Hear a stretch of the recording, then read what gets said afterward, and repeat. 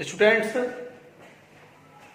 अब आज जो आपको क्वेश्चन कराया जाएगा question number 25, Anand club income and expenditure account for the ending year 31 दिसंबर 2016 के लिए कराया जाएगा।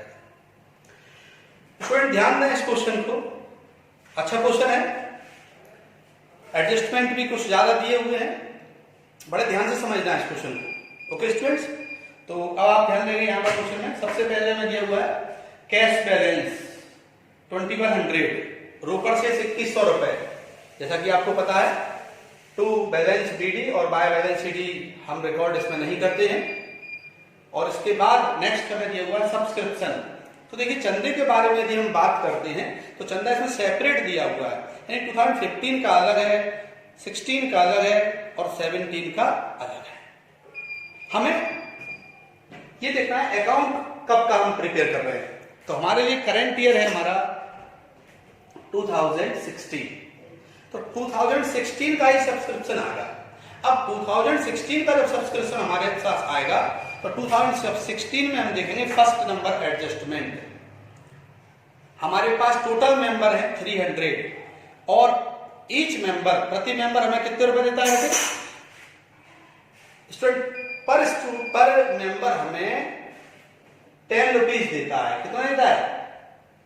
तो हमें 300 मेंबर से 10 रुपीज के अनुसार कितने मिलने चाहिए? हमको मिलने चाहिए 3000 रुपीज। कितना मिलना चाहिए बेटा?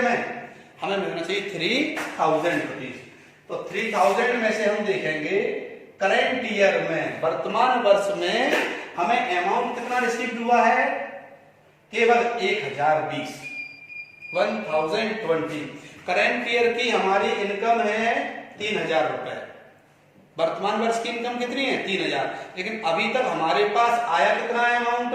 1020। तो कितना और आना चाहिए?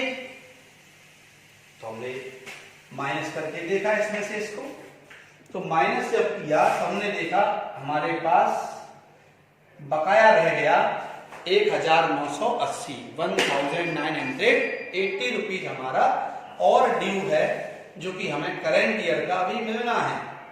तो इसमें फुल इनकम आएगी करंट ईयर की, चाहे वो रिसीव्ड हुई हो या रिसीव्ड नहीं हुई हो।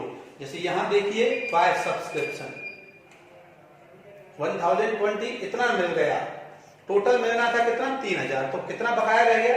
1980 रुपए। देखिए 3000 में से इतना मिल गया, इतना और चाहिए है, तो ये वाली अमाउंट हमें और आनी है। अर्न है, इनकम है हमारी, हम कमा चुके हैं, तो यहाँ पर इसको रिकॉर्ड करेंगे और ऐसे टोटल कर देंगे फुल अमाउंट का 3000 रुपीज। ये मेन एडजस्टमेंट है। Subscription amount, this is the main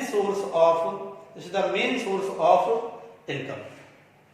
okay, तो ये हमारा इनकम का सबसे मुख्य स्रोत है, ये हमने लिख दिया।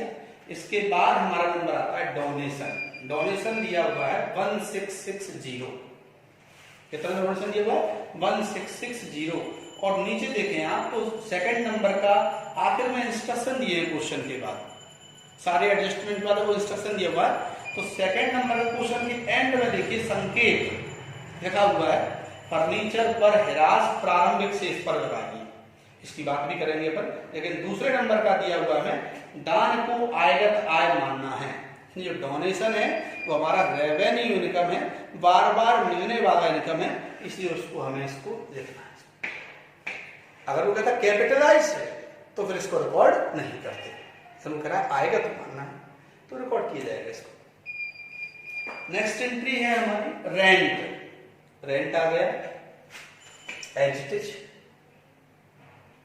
उसके बाद हमारा इंटरेस्ट। इंटरेस्ट हमें दिया हुआ है 150 रुपीज।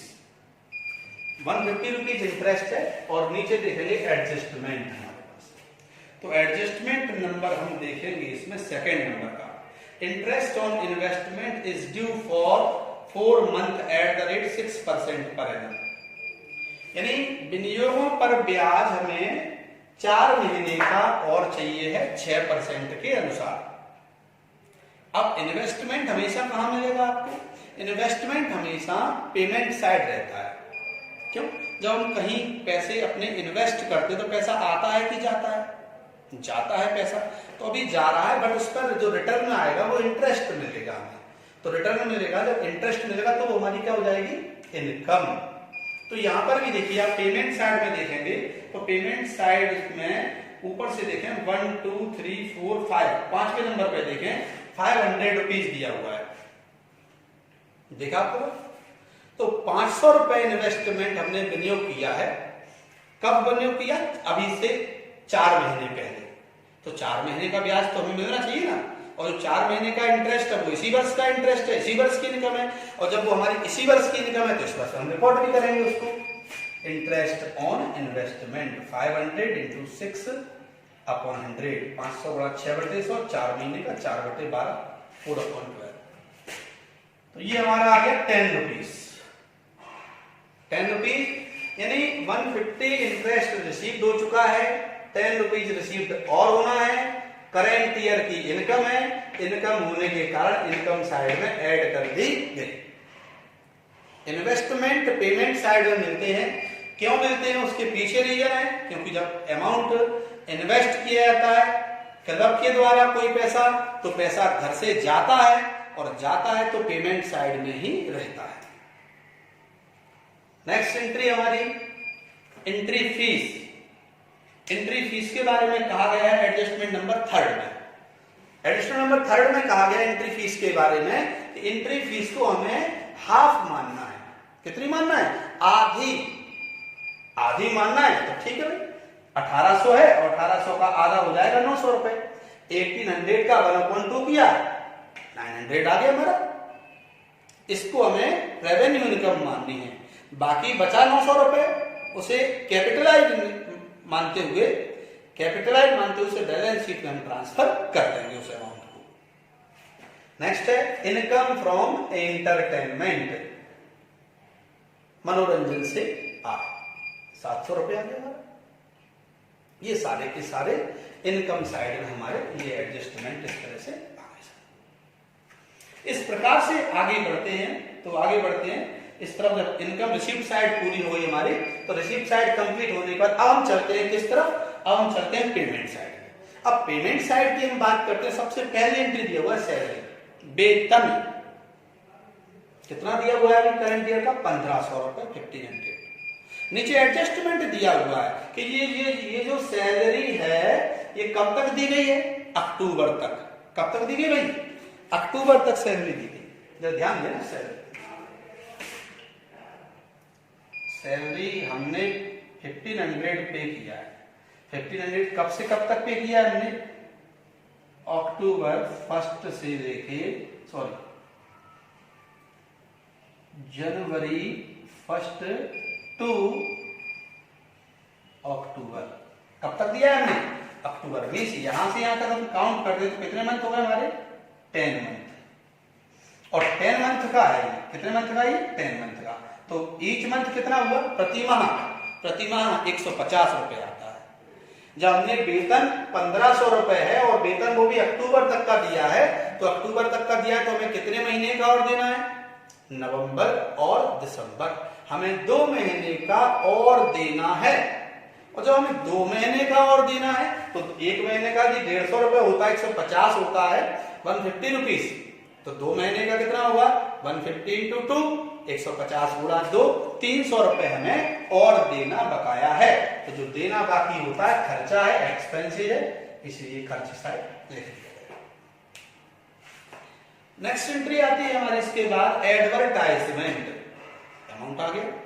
इसके बाद आता है प्रिंटिंग, ये भी अमाउंट आ गया प्रिंटिंग का हमारा। उसके बाद आता है फर्नीचर। कितना दिया है देखिए? फर्नीचर ध्यान से समझना इसमें। फर्नीचर 200 रुपीज दिया है, यानी ये फर्नीचर हमने करंट ईयर में परचेज किया है। फर्नीचर हमारा असेट्स है और असेट्स होने के कारण इसमें हम रिकॉर्ड उसे करेंगे ही नहीं।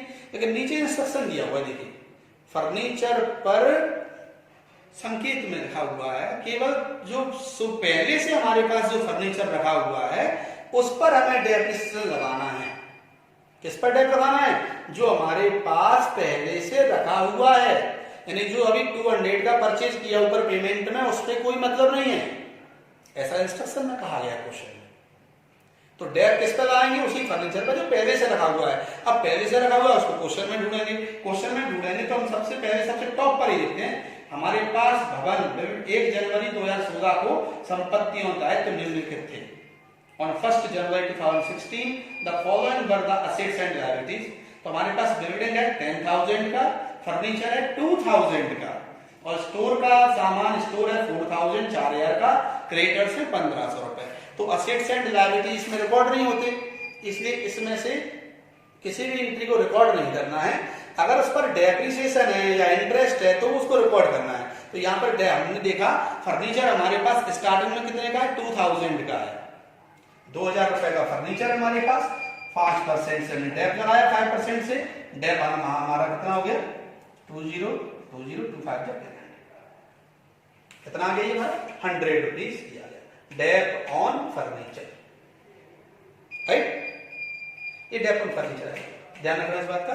ऊपर जो 200 फर्नीचर खरीदा उससे कोई मतलब नहीं है, क्योंकि नीचे क्वेश्चन में वो स्वतः अपने आप कह रहा है कि ये इससे मैं 200 वाले से कोई देना देना, हम उसी पर डेप लगाएंगे जो हमारे पास पहले से रखा हुआ है।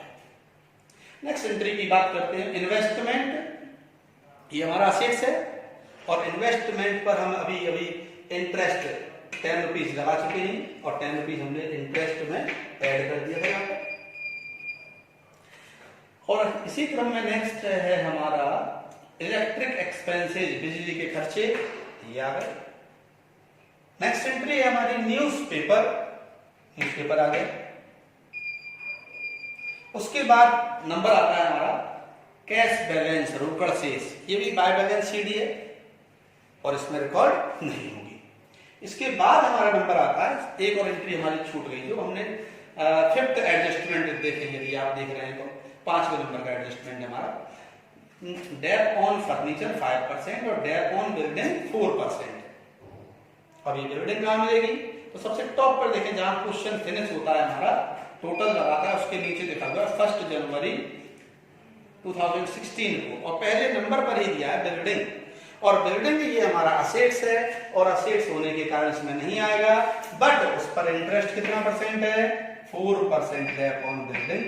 10,000 का 4% कैलकुलेट किया तो कितना आया हमारा? तो डेप ऑन किया आया स्टूडेंट्स। इस प्रकार से हमारे सारे के सारे एडजस्टमेंट हुए हैं।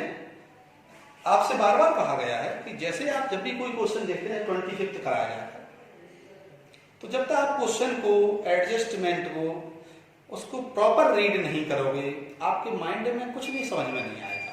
सबसे पहले जब क्वेश्चन हम तैयार कर रहे हैं, प्रिपेयर कर रहे हैं 25, तो मेंटेलिटी ऐसी बना लें 25 की रीडिंग करें 2 बार, एडजस्टमेंट पढ़ें उसके 2 बार। जब टोटल हमारे दिमाग में क्वेश्चन हमारे आ गए, जब क्वेश्चन अच्छी तरह से माइंड में सेटअप हो गया, जब क्वेश्चन अच्छी तरह से माइंड में सेट हो जाएगा तो आंसर भी उतनी अच्छी तरह समझ में आ जाएगा, कोई भी डाउट्स नहीं रहेगा। तो सबसे पहले क्वेश्चन की रीडिंग करना है। अब वही प्रोसेस है हमारा, क्रेडिट साइड की टोटल में से डेबिट साइड टोटल माइनस करेंगे, यहाँ किया हुआ डेबिट टोटल माइनस किया तो डिफरेंस क्या आ गया? 3, 4, 4, 5। ये क्या कहलाता है हमारा? 3, 4, 4, 5 हमारा सरप्लस आ गया 6, 7, 2, 0। टोटल हो गया, बोथ साइड का हमारा इक्वल हो गया। ये हमारा क्वेश्चन नंबर 25 है। आप YouTube पर जाएं, हमारे चैनल को सब्सक्राइब करें, लाइक करें और नए नए क्वेश्चन के लिए आप हमारे चैनल को रेगुलर वॉच करते रहें। निश्चित है आपको नई नई नॉलेज मिलेगी उससे। जो भी आपकी प्रॉब्लम्स हैं पूरी कोशिश की जा रही है आपकी सॉल्व की जाए। ओके स्टूडेंट्स, ये हमारा 25 नंबर क्वेश्चन था आज, शिवलाल अग्रवाल एंड कंपनी की बुक का। रिसिप्ट एंड पेमेंट अकाउंट है हमारा।